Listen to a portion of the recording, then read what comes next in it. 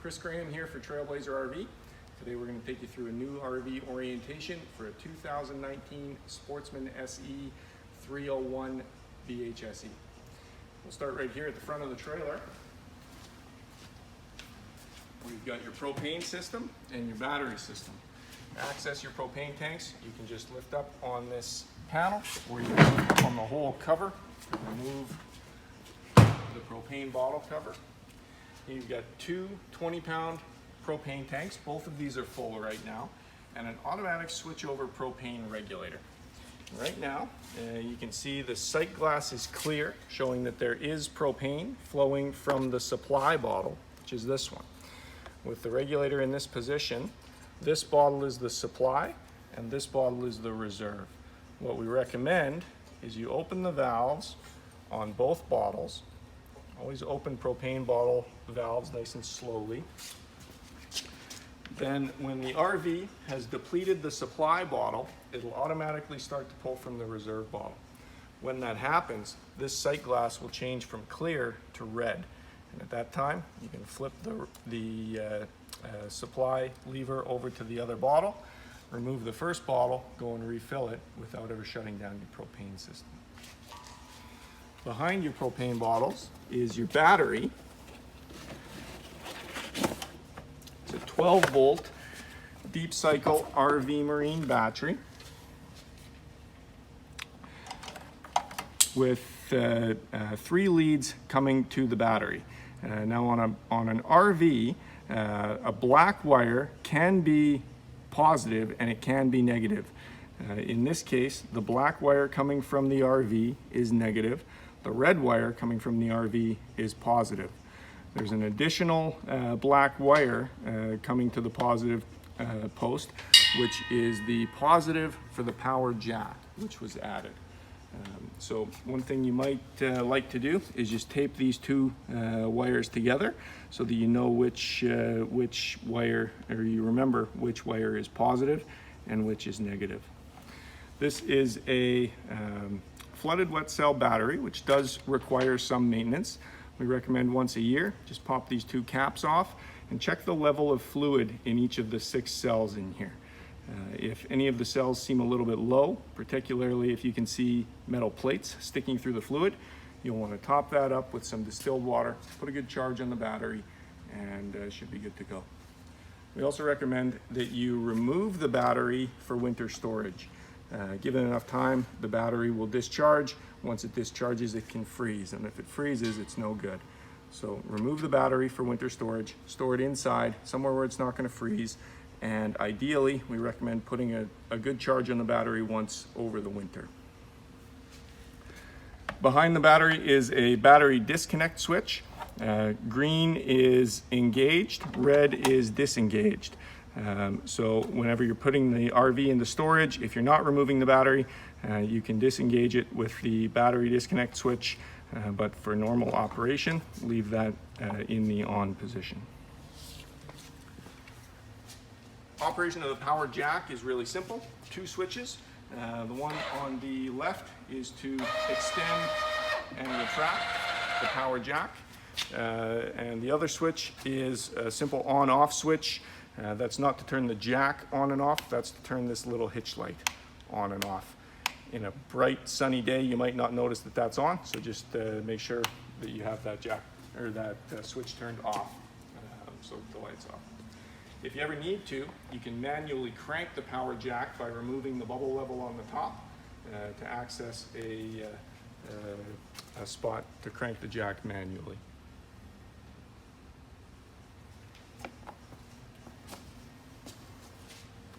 Follow me around the trailer.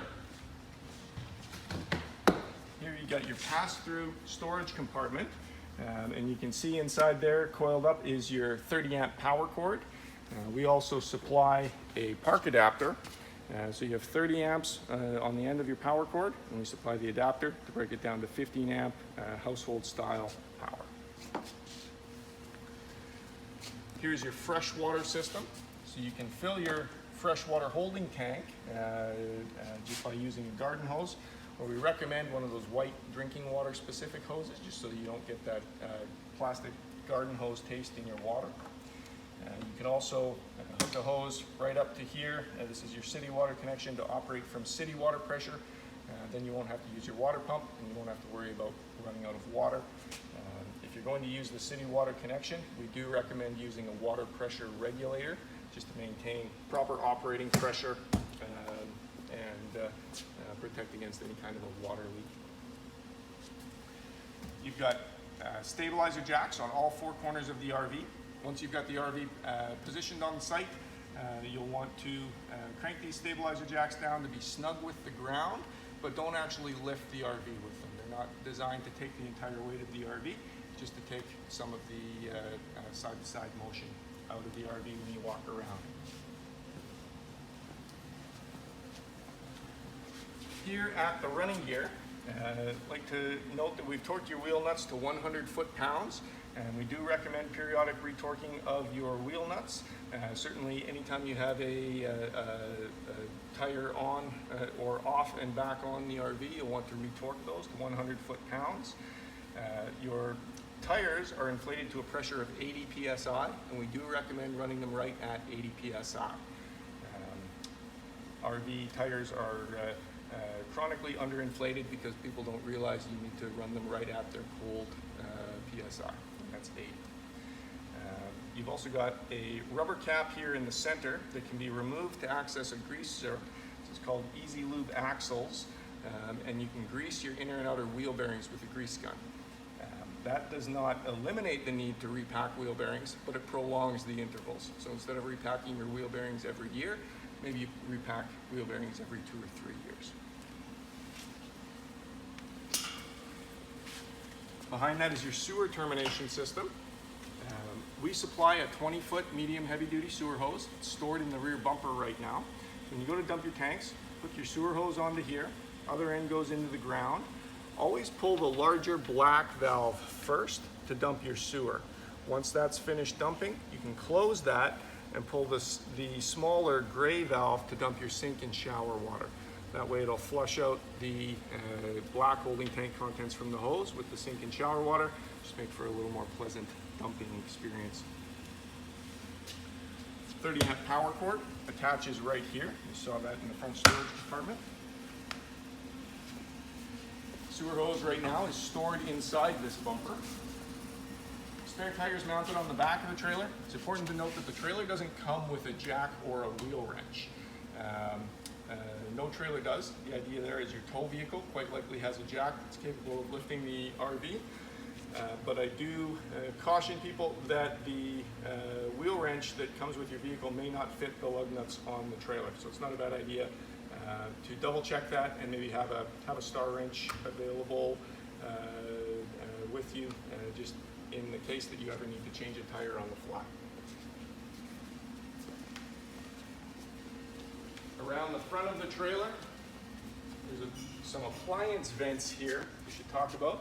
The large one is your fridge vent. There's some access there, but it's mostly just for cleaning and general maintenance. There's not much that you need to access in behind there. Beneath that is the furnace vent.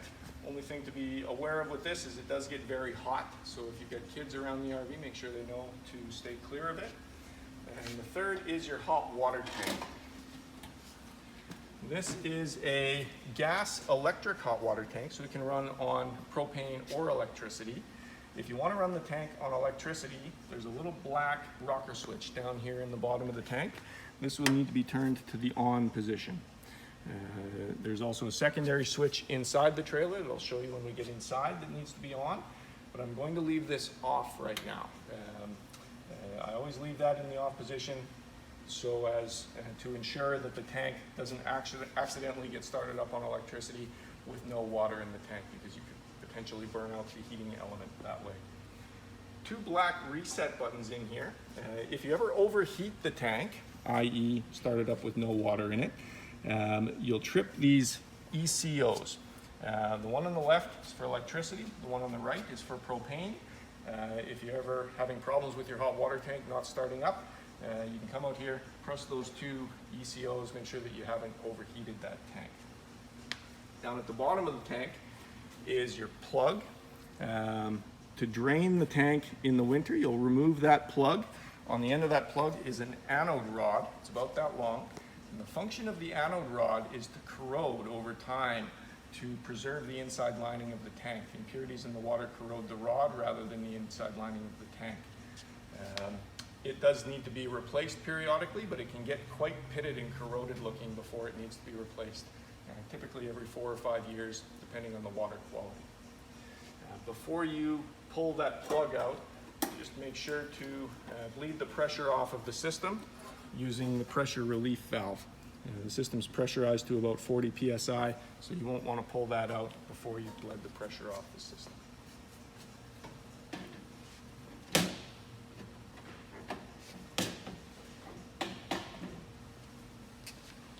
Here at the entry door, you have your folding step.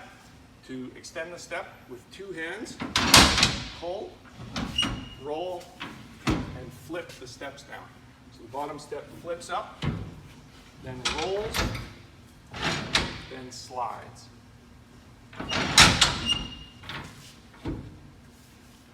Your awning is a height adjustable power awning. It's controlled from just inside the door. Go ahead and extend that.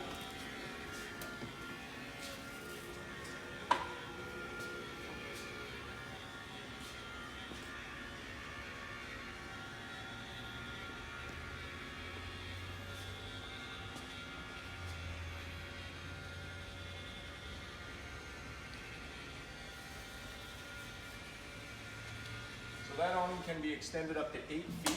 You don't have to extend it the entire 8 feet. You can stop it at any point there. It's perfectly usable halfway in or out. And to adjust the pitch on the awning, this is the easiest one on the market, is literally pull down on the arm to adjust the height of the awning. You can pitch both ends down or just one. We recommend leaving one end a little lower than the other so that you can control where the rainwater runs off of your RV. Before you bring the awning back in, make sure both arms are relatively close to the same height so that the awning fabric rolls up straight on the awning. Here we are inside of the Sportsman 301 BHSE.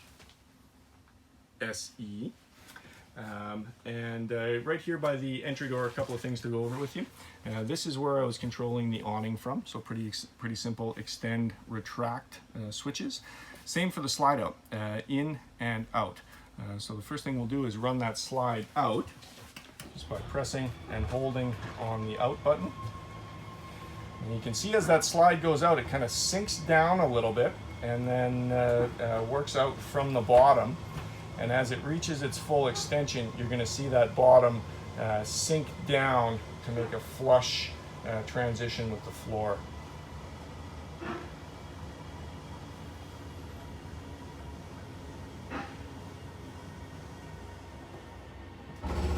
So, and when you hear that ratcheting sound, that means the awning's reached its full extension. So you can take your finger off the button, but go ahead and wait for that ratcheting sound to ensure that the slide out is all the way out. We're not plugged into power right now, and that's why you saw the lights flickering when the slide out was being extended. That slide out is probably the largest power consumption that you have, and when you're not plugged into power, it pulls a lot of power from that battery. So if you have the option of being plugged into power before you run your slide in and out, it's a good idea to do that. Then you don't deplete your battery at all. Here in the kitchen, you've got a couple of things. The stove top. It's a 3-burner gas stove top, and all 3 burners can be lit by the piezo sparker, just like so. Anytime you put new propane tanks on or you replace a propane tank, a good practice to get into is to come to this stove and bleed the air off the system. So just open up all 3 of the valves, bleed that air off the system, and then once you can light your propane burners, you know there's no air left in that propane system. The only pilot light that you have to worry about in the entire RV is for your oven. So if you turn the oven knob over to the little flame pilot setting, push in on that knob, and then you're going to light your pilot right underneath here, there's a pilot assembly. So while holding it on the knob, you can get a pilot flame. Once you've got a pilot flame there, continue to hold in on the knob for 15 or 20 seconds just to allow that flame sensor to warm up. Once you can release that knob and the pilot stays on, you can turn the oven temperature up to whatever you need. After you've finished using the oven, you can turn the knob back to the pilot and leave the pilot burning, or you can just turn it all the way off and relight the pilot next time you need to use it. There's also some blue LED backlighting on your oven knobs. The fridge is a gas electric automatic fridge, so it can run on electricity or propane. Turn it on here, and what we usually recommend is to leave it on automatic. When it's on automatic, it'll always check for electricity first. If it has electricity, it'll run on that. If not, it'll automatically light the propane. You can override the automatic to only run on electricity or only run on propane. Only a couple of situations where you might want to do that. If you're plugged into a weak breaker and you're worried about blowing breakers, you might opt to run your fridge on propane. Or if you want to cool your fridge down faster, you may find that the fridge cools faster on propane than it does electricity. Having said that, it takes several hours for an RV fridge to cool down. So we recommend starting the fridge cooling the day before you head out, so that it's nice and cold when you load it up with your supplies. The temperature setting on this fridge as well, 5 little snowflakes here. I usually leave it on 3 to start, but depending on ambient temperature and elevation above sea level, you might find you need to adjust that a little bit periodically. So you do have some temperature adjustment. To turn off the fridge, press and hold the power button until the lights go out. Just like so. Here on the wall is your thermostat. So this controls both your heating and air conditioning for the RV. If we set the system to heat and then use the thermostat to select the temperature, you can hear the furnace fan start up. That fan's going to run for 15 or 20 seconds before the actual furnace burner lights up, but you should be able to hear that in just a second.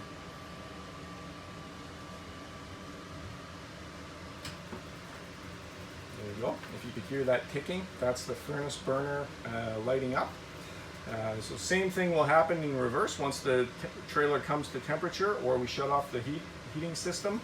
The burner will go out immediately, but the fan is going to run for another 30 seconds up to a minute just to go through its cycle before it shuts down.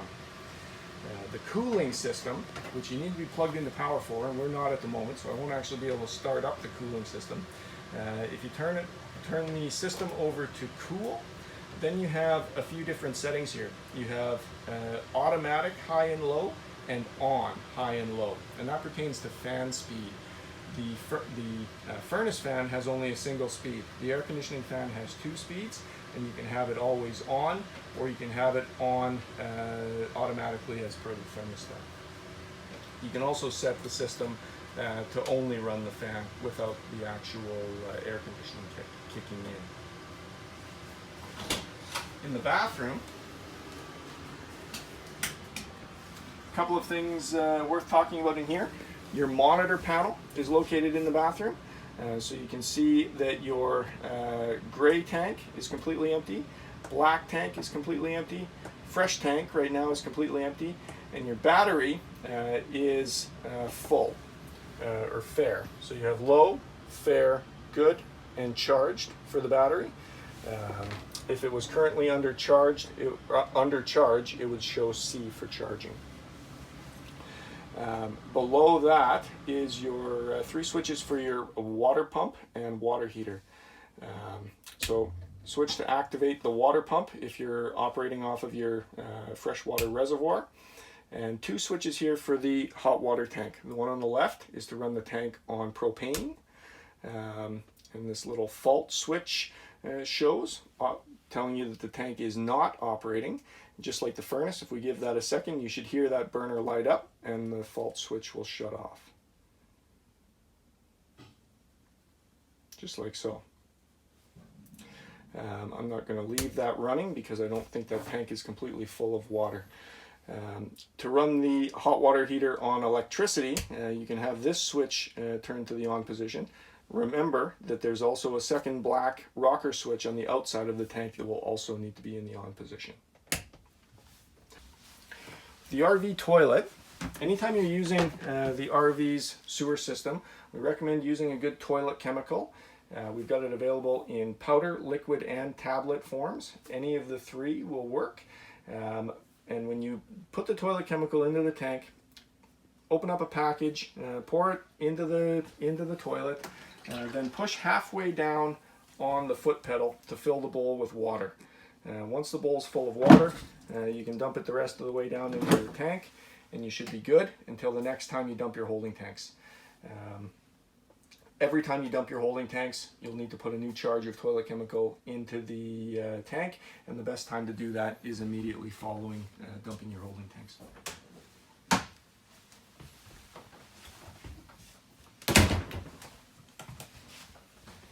Here in the rear bedroom, not a whole bunch to talk about. Each of the bunks has its own 12-volt LED light. And a couple of 110-volt power outlets in here for device charging. Down at the bottom near the floor is your power converter. So this is the power center for the entire trailer. You can see that all of your 110-volt circuits are on breakers, and all of your 12-volt circuits are fuse protected. It's not a bad idea to have some extra fuses with you. It's not uncommon in an RV to blow a fuse every once in a while. You've got primarily 15 amp fuses, but also a couple of 20s and a couple of 40s. So not a bad idea to have 15, 20, and 40 amp fuses on hand, just in case you blow a fuse.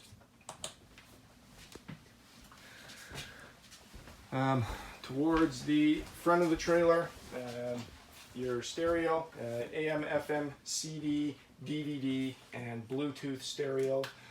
This runs on 12-volt power, so you don't need to be plugged into power for that. You will need to be plugged into power to use the TV. That's a 110-volt TV, requires a power connection.